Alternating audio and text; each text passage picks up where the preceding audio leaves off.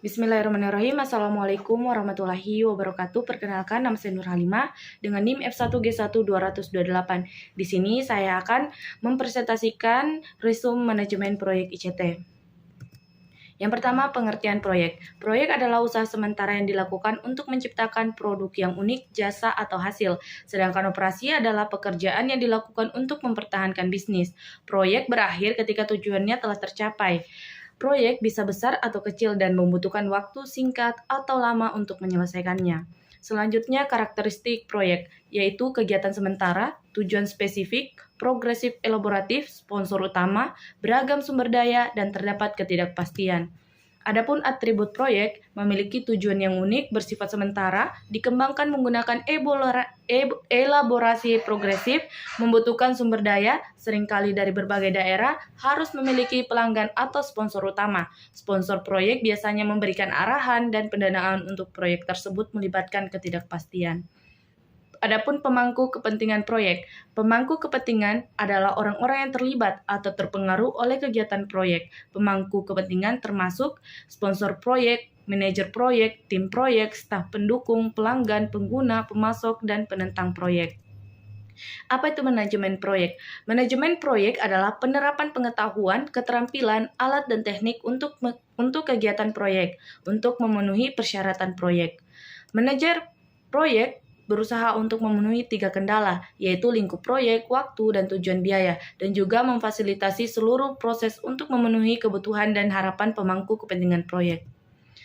Adapun sejarah manajemen proyek, beberapa orang berpendapat bahwa membangun piramida Mesir adalah sebuah proyek seperti membangun tembok besar Cina. Kebanyakan orang menganggap proyek Manhattan menjadi proyek pertama yang menggunakan manajemen proyek modern. Proyek 3 tahun senilai $2 miliar. Ini memiliki manajer proyek dan manajer teknis yang terpisah. 10 area pengetahuan manajemen proyek. Manajer proyek harus memiliki 10 pengetahuan dan keterampilan di bidang pengetahuan. Yang pertama, integrasi proyek, ruang lingkup, waktu, biaya, kualitas, sumber daya manusia, komunikasi, risiko, pengadaan, dan manajemen pemangku kepentingan. Adapun kerangka manajemen proyek IT dapat dilihat pada layar. Selanjutnya, alat dan teknik manajemen proyek membantu manajer proyek dan tim mereka dalam berbagai aspek manajemen proyek.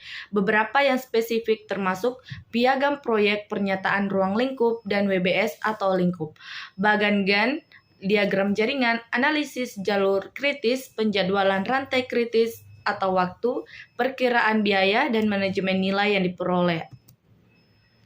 Alat super dan alat-alat yang memiliki kegunaan tinggi dan potensi tinggi untuk meningkatkan keberhasilan proyek seperti perangkat lunak untuk penjadwalan tugas seperti perangkat lunak manajemen proyek. Perencanaan ruang lingkup, analisis kebutuhan laporan pelajaran yang dipelajari, alat yang sudah dapat digunakan yang telah ditemukan untuk meningkatkan kepentingan proyek meliputi laporan kemajuan, rapat awal, bagan Gantt, permintaan perubahan. Alasan kegagalan proyek. Yang pertama, disiplin manajemen proyek dan program yang buruk. Kedua, kurangnya dukungan tingkat eksekutif. Ketiga, tidak ada keterkaitan dengan strategis bisnis. 4, salah anggota tim. Kelima, tidak ada ukuran untuk mengevaluasi keberhasilan proyek. Keenam, tidak ada manajemen risiko. Dan yang terakhir, ketidakmampuan mengelola perubahan. Adapun keuntungan menggunakan manajemen proyek formal. Yang pertama, kontrol yang lebih baik atas sumber daya keuangan fisik dan manusia. Yang kedua, meningkatkan hubungan pelanggan atau yang ketiga, waktu pengembangan lebih singkat. Yang keempat, biaya lebih rendah. Yang kelima, kualitas yang lebih tinggi dan keandalan yang meningkat. Yang keenam, margin keuntungan lebih tinggi. Ketujuh, peningkatan produktivitas. Yang ke-8, koordinasi internal yang baik. Dan yang terakhir, moral pekerja yang lebih tinggi. Adapun keterampilan berbeda dalam situasi berbeda. Yang pertama, proyek besar. Kepemimpinan pelanggan sebelumnya relevan, perencanaan, keterampilan orang, komunikasi verbal, dan keterampilan membangun tim adalah yang paling penting. Untuk proyek dengan ketidakpastian tinggi, manajemen risiko, manajemen ekspektasi, kepemimpinan, keterampilan orang, dan keterampilan perencanaan adalah yang paling penting.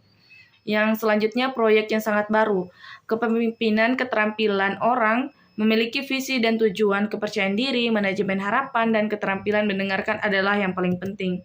Yang terakhir yaitu pentingnya keterampilan kepemimpinan. Manajer proyek yang efektif memberikan kepemimpinan melalui contoh.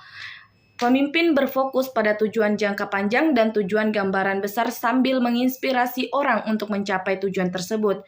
Pengelola berurusan dengan rincian sehari-hari untuk memenuhi tujuan tertentu. Yang terakhir, manajer proyek sering mengambil peran sebagai pemimpin dan manajer. Mungkin itu saja yang dapat saya sampaikan, kurang dan lebihnya mohon dimaafkan. Sekian dan terima kasih. Wassalamualaikum warahmatullahi wabarakatuh.